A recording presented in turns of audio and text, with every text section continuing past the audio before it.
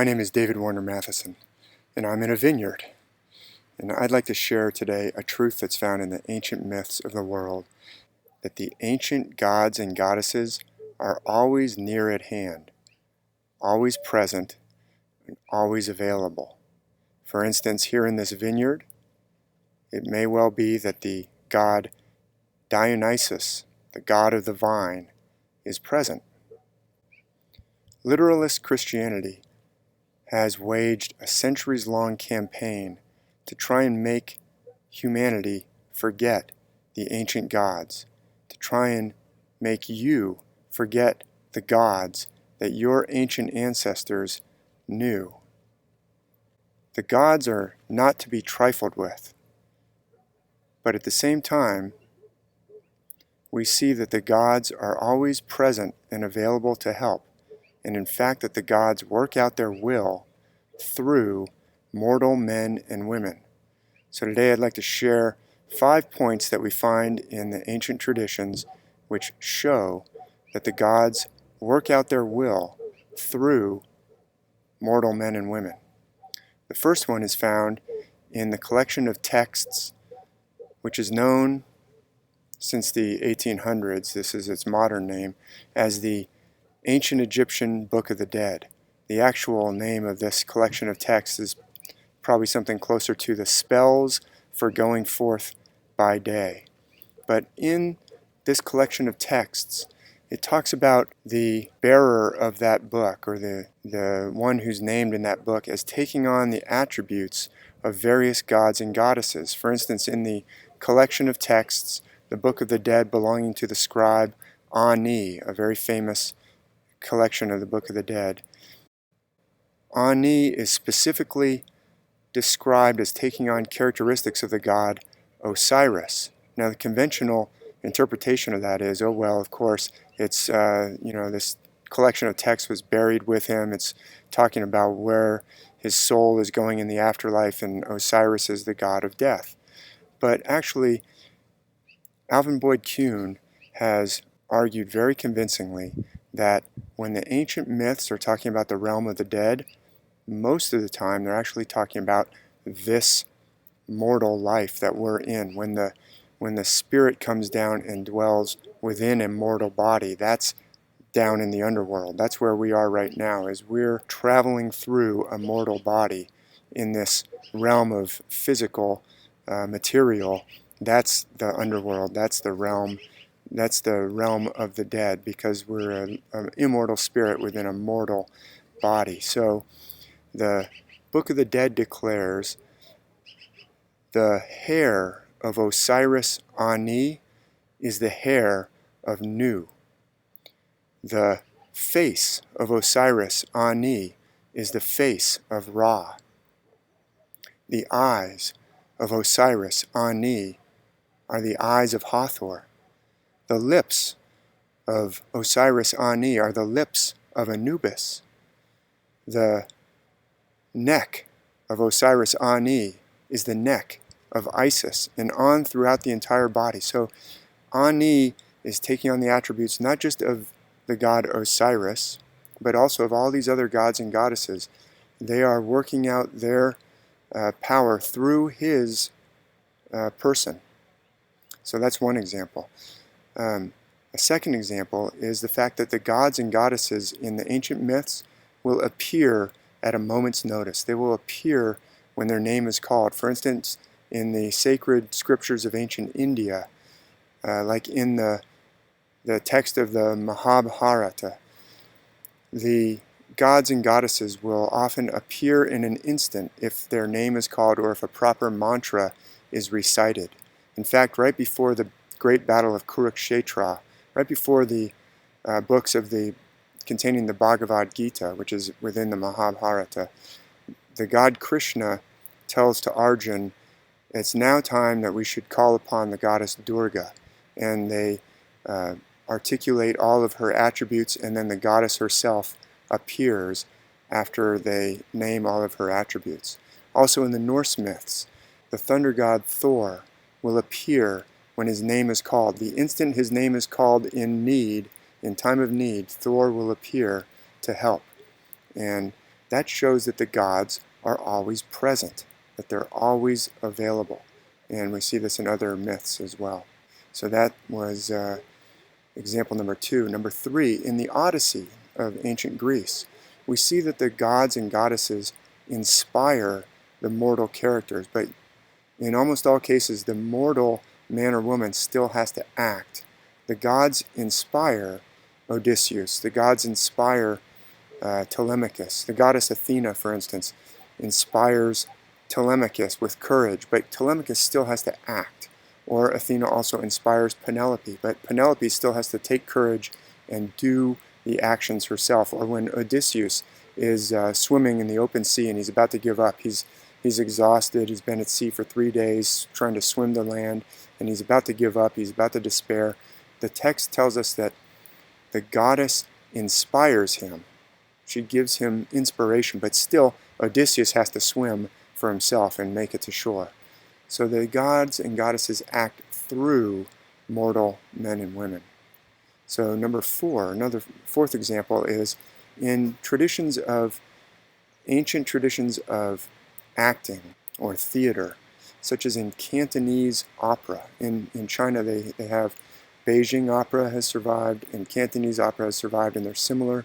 They have some differences, but in those traditions, the actor or the player who is playing the part of one of these deities or supernatural characters, when they put on their makeup, they take on the persona of that god or that goddess. They actually have a lot of strict regulations surrounding what they can do once they've taken on the character of the god or the goddess. First of all, they have to put the makeup on themselves. There's very strict rules for how they do it. If somebody does help them, in some cases they need help from someone else, that other person has to do exactly what the actor himself or herself tells the helper to do. Then once they put on the face paint and the costume, they take on the persona of that god or that goddess, and they can't, for instance, when they put on the paint, the makeup of General Guan, that actor now takes on the persona of General Guan, and he's not allowed to talk to anyone except when he's on the sacred space of the performance. And then at the end of the performance, and that sacred space is delineated by boundaries. And by the way, when the theater is usually, there's ritual speech. In ancient times, the speech was done in verse. That's how gods and goddesses speak through men and women, is through poetry. So then when they're done with the performance, that actor has to burn an offering of money and take the makeup off with incense paper. And then the spirit of the deity leaves, and he's back to normal rules of human behavior. And we find this around the world, like in ancient theater of Greeks and Romans. The actors are taking on the persona of a god or a goddess. Even in the Americas, the Kachina of the Pueblo people, the Hopi and the Zuni nations, the performer takes on the attributes of that supernatural spirit. And they actually have face paint that is remarkably similar in some cases to the face paint used in the Cantonese opera or the Beijing opera. The traditional face paint from the traditions of China match up with the face paint that's used in some of the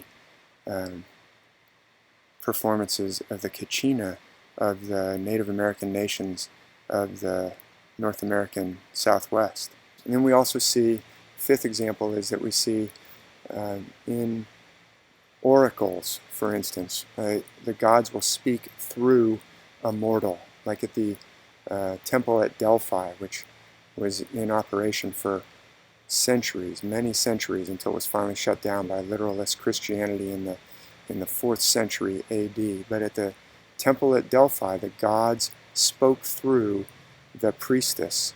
The tradition was that the fumes from the python would cause the priestess, the Pythia, to get in contact with the divine, and then she would speak the words of the god. So that's 5 examples that show that the gods are present in men and women, and they work out their will through men and women.